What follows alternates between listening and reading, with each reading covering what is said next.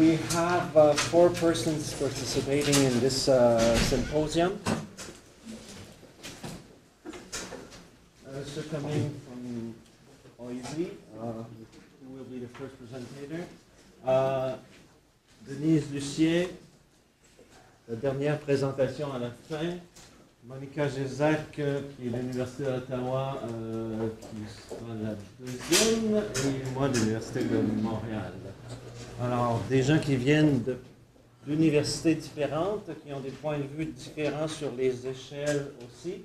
Je pense que ça va donner lieu à une bonne discussion. People will have 15 minutes to make their presentation, and there'll be time for questions, and after that, hopefully there'll be a period for discussion. Larry Van der Vet will be our moderator, timekeeper. Et Larry va s'assurer que tout se passe correctement, que la discussion se fasse civilement. Ça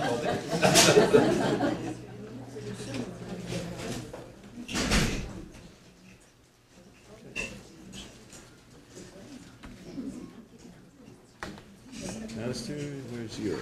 Here.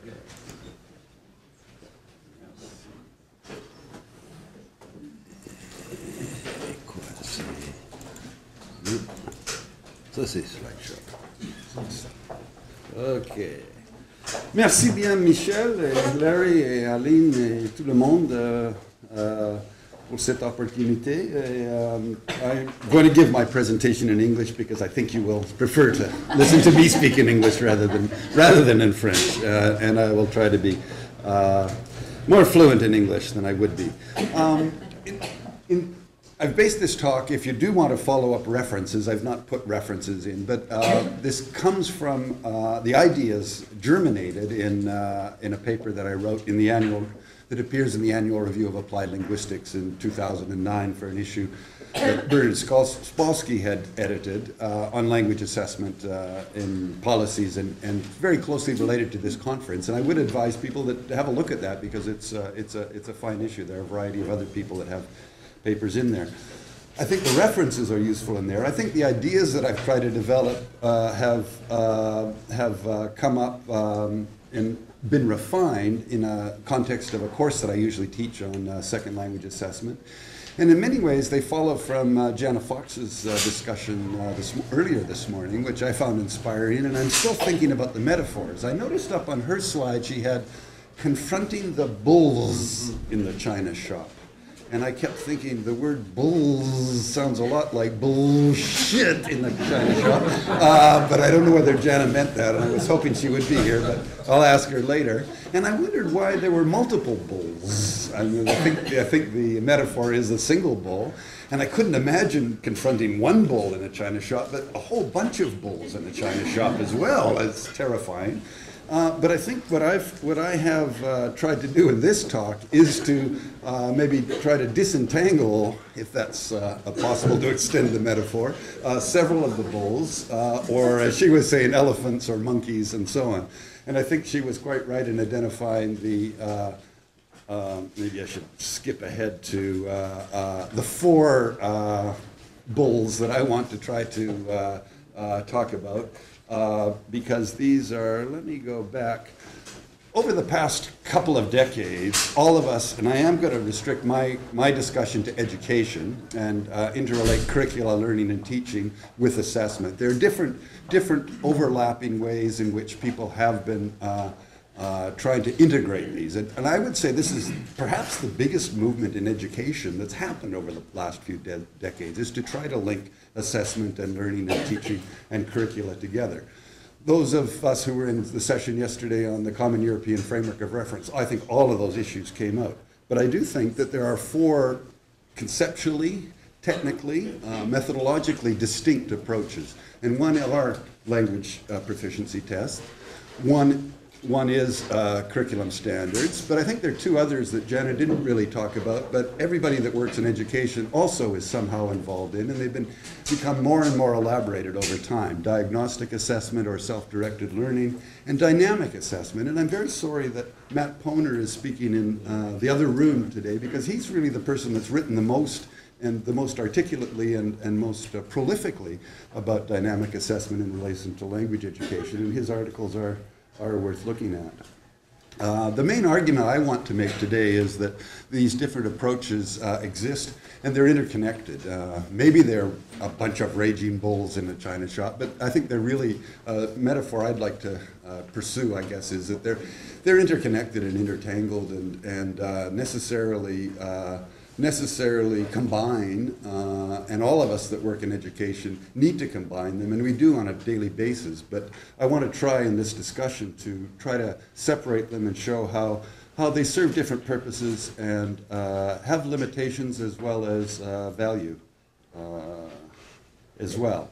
So let me first just say a few things. I think Jana Fox has already, I look like most of you were in her session, has already spoken about most of the fundamental issues around proficiency tests, and you're familiar with them. Basically though, let's say language proficiency tests are set up in order to relate everybody who's taken a test, this is a standard definition of a standardized test, everybody who's taken a test to the performance of an individual who's taking a test. And they tend to be reported on a scale. Percentile rankings, or you might set a minimum cut score, which might, in the case of the Ontario Secondary School Literacy Test, be what's determined to be the criterion for graduation from high school in terms of literacy or mathematics knowledge. And the authority around these are, the authorities, the technical expertise is enormous.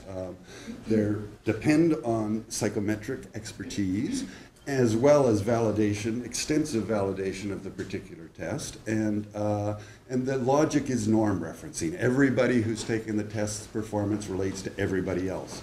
The information is independent, broad-based, and this is the point that I want to emphasize.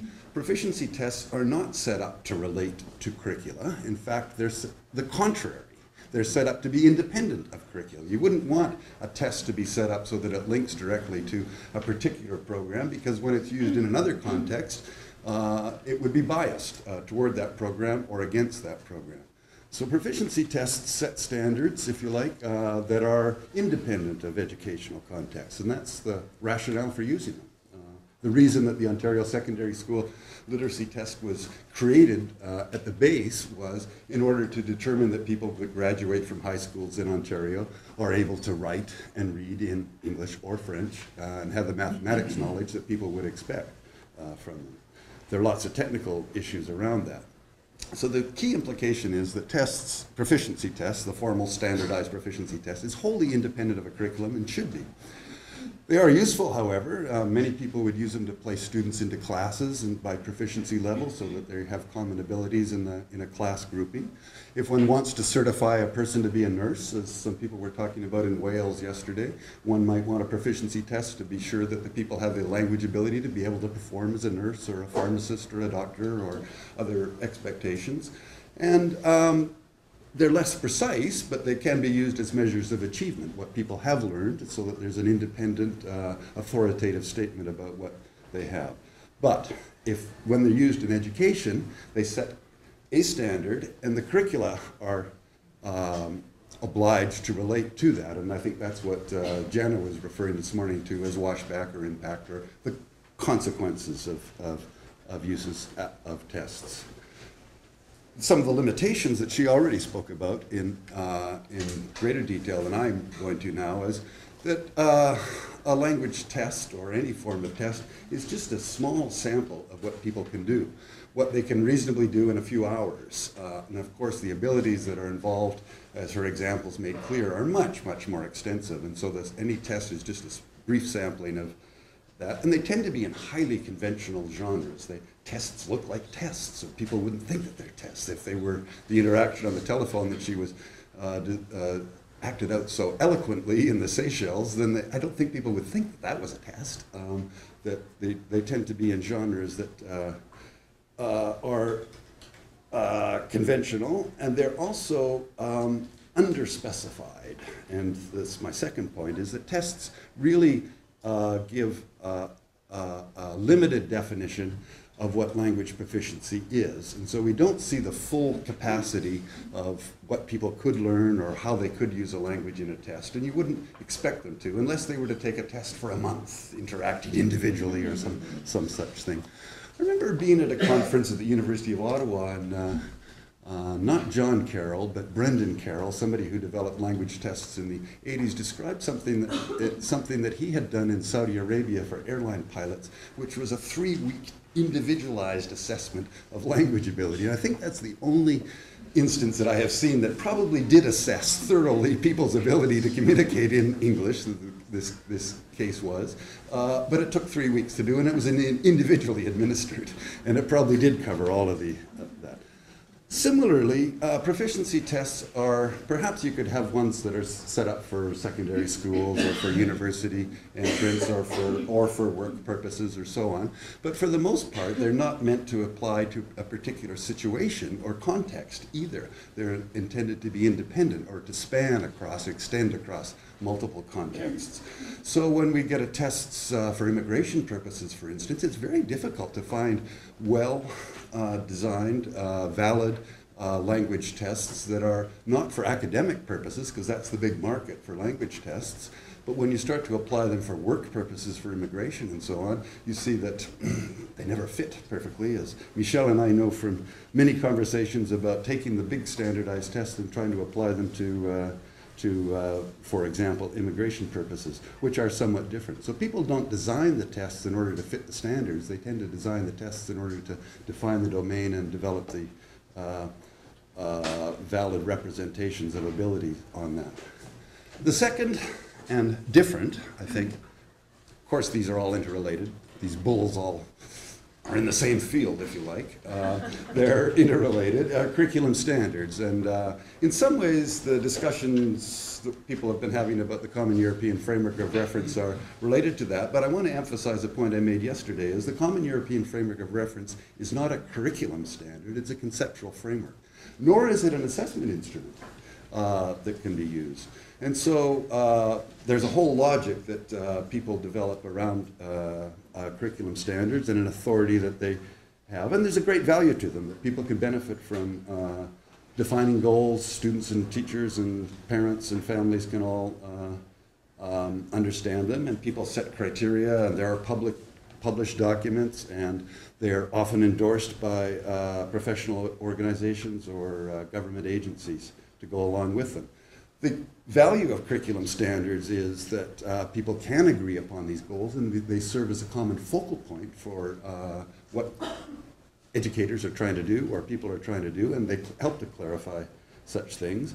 But they tend to be conceptual frameworks, and any realization of a curriculum in a particular classroom or with a particular student is much more particularized or specified than can be considered in a single document that would apply to a variety of people. So we tend to get, where people use them and make use of them, a lot more variation rather than standardization in actual practice. The terminology, as people have pointed out, the terminology, the criteria, the sequencing of any set of standards is necessarily broad and tends to apply to a variety of circumstances and can't account for the variability that occurs in real interaction or among individuals. And a lot of the standards actually lack empirical, I won't say all of them because I know some of the people are going to be talking about empirical evidence to support a particular organization or particular standardizations. In education, we get two other dimensions, and this maybe I should have allowed myself a little more time than I have taken to identify this. One is the diagnostic assessment. Everybody that teaches probably does some preliminary diagnoses of your students, what they need to learn in order to do a particular course. And it's, I guess, a well-conceptualized practice among teachers and other educators, but it's less formally developed as an approach to assessment. And it's becoming more popular. Charles Alderson's book about diagnostic assessment and the Dialang project in the European communities really set that up. But we all recognize as educators that every student's unique, and deserves, that uniqueness deserves to be recognized, and the challenge of teaching and helping people to improve their abilities does depend on an interaction between educators and recognition of that diagnostic value to deciding how one can plan teaching, what individual learners need to know. There is a formalized approach called cognitive diagnostic assessment that people have been capitalizing on recently, which take the results of formalized tests, see what people are not getting correct,